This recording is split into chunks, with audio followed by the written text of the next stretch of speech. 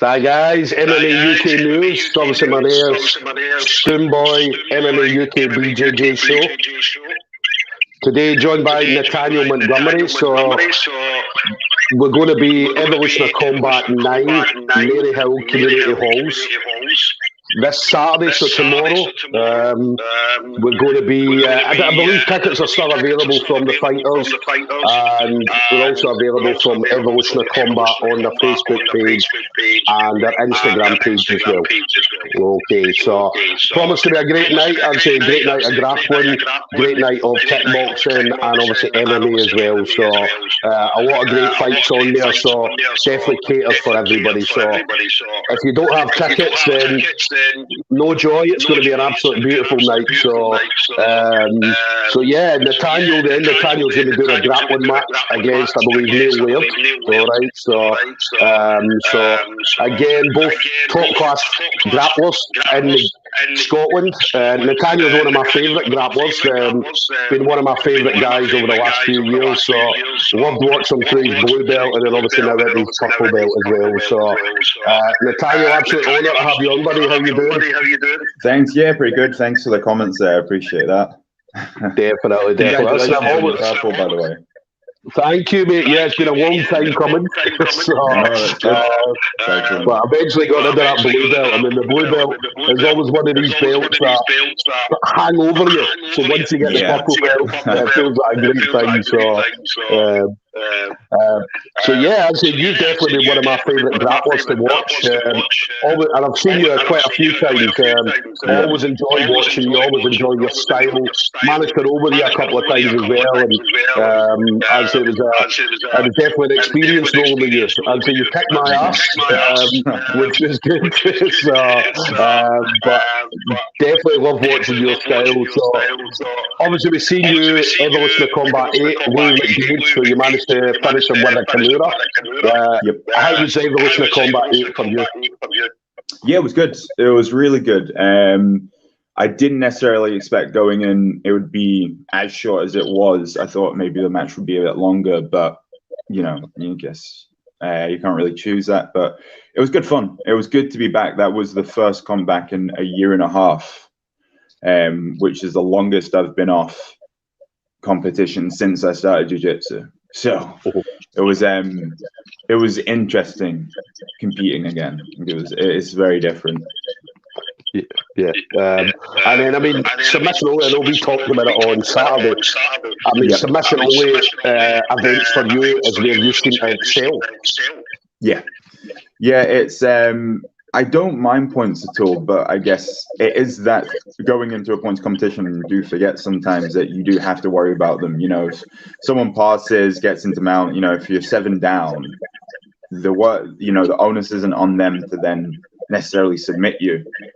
And if you've only got, say, 5 minutes left in a match, it can sometimes be difficult to come back from. So, but then again, ultimately it doesn't really matter. If you don't perform, you just don't perform.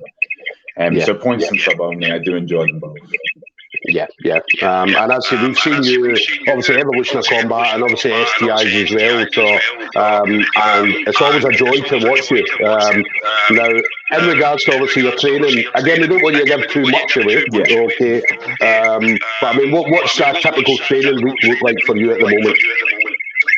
So typically at the moment, I'm trying to think. So we've got 5 days a week at the moment on, and then the other 2 days, one of them I'm coaching and I train with the guys that I coach with as well. And then the other day I'll take as a rest day and I'm still coaching. And so sometimes I'll end up jumping in for a round or two anyway. But at least have the 5 days where it's primarily just focused on my training. And then the fight, how did the fight come about for you?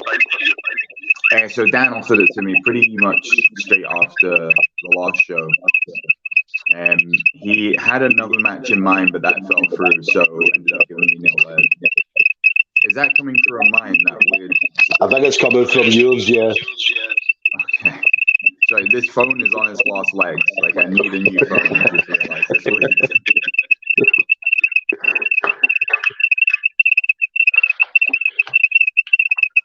I'll try and sort that out 1 second. Yeah, so. Mate, I remember the last time I spoke to you, your phone was on its last legs as well. So is this the same phone? No, this is a different phone. That phone I dropped and smashed. This phone I've dropped. You see how there's this weird blur at the front of the screen? Yeah, it's yeah. just destroyed. The back of the screen completely unusable. Yeah, yeah. So the fight for Evolution of Combat then. So you said that obviously Dan had said obviously pretty much right after Evolution of Combat 8 that obviously he was looking to get you on again, and you said you did have an opponent, or he did have an opponent in mind, but that opponent fell through. Yeah, that's correct. It fell through, so immediately just gave me no lead. And me and Neil have faced each other before on one of the team power grappling events.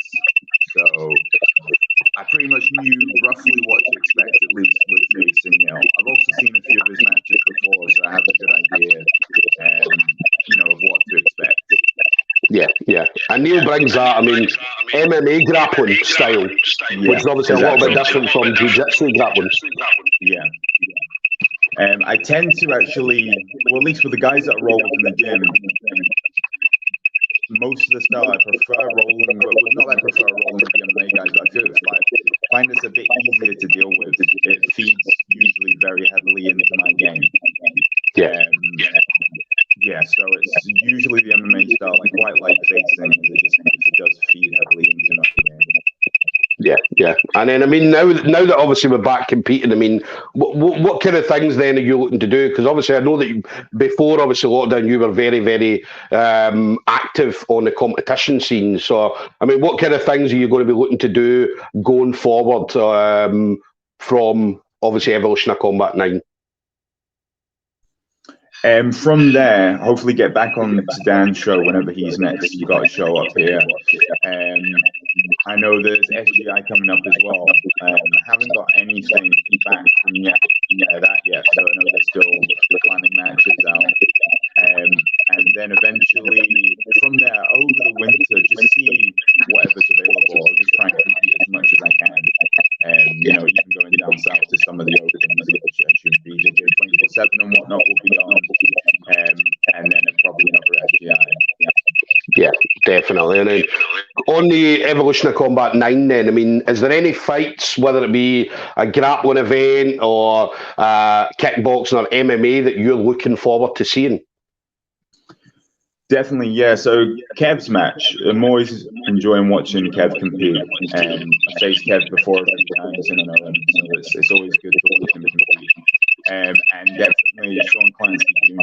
That would be a very good match. It's good they finally got a match again after so many pullouts, including the last show. Such a shame what happened to him.